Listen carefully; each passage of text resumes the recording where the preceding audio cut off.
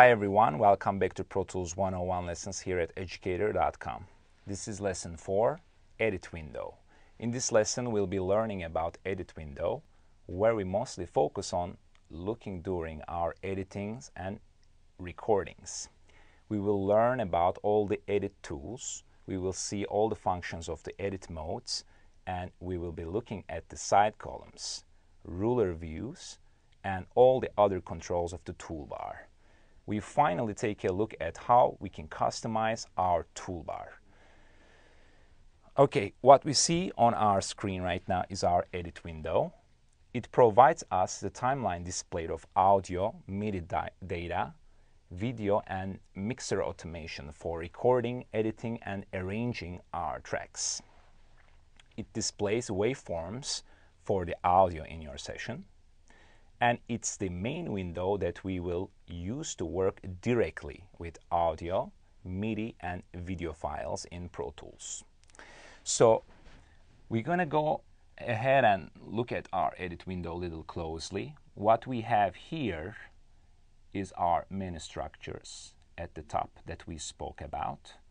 On the left, right here, what we see are edit modes. Right here, we have edit tools. This is our main counter, and we can always choose a sub counter. We have the grid and the notch.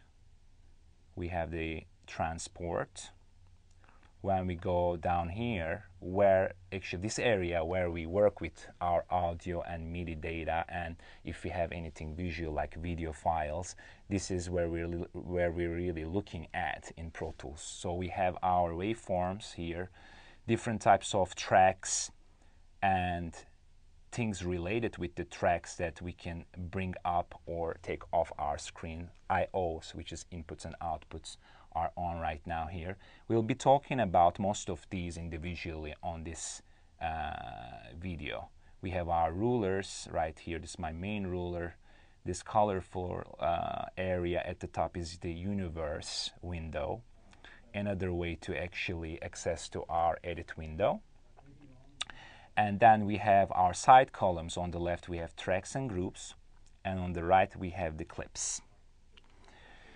So there is a way to open and close the track and the clips window. One thing we need to mention here is clips used to be called regions and still called regions on a lot of other digital audio workstations.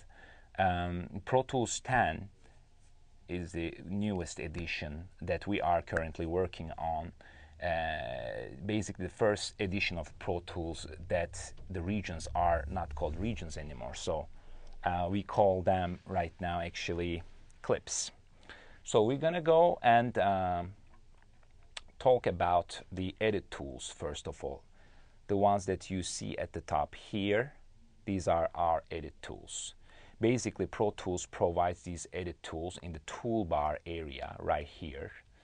And what we use with the edit tools, basically we select, move, trim, and basically we do different ways of modify our clips. Could be instrument clips, audio, or video. So these are very helpful. Very first one we're going to talk about is our zoomer right here. We select it. What zoomer does, basically, it zooms. I click on this area and make this audio file bigger. The reason I didn't name this, we're going to be learning about this, everything is named pretty much. I didn't name this one because this one is basically just like a copy of the beat here, doubling the loop right here.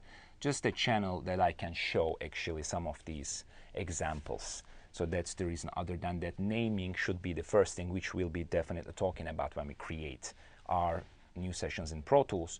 So when we select the zoomer and bring it up to a waveform right here, this can be like an audio clip, or this can be like a MIDI or instrument.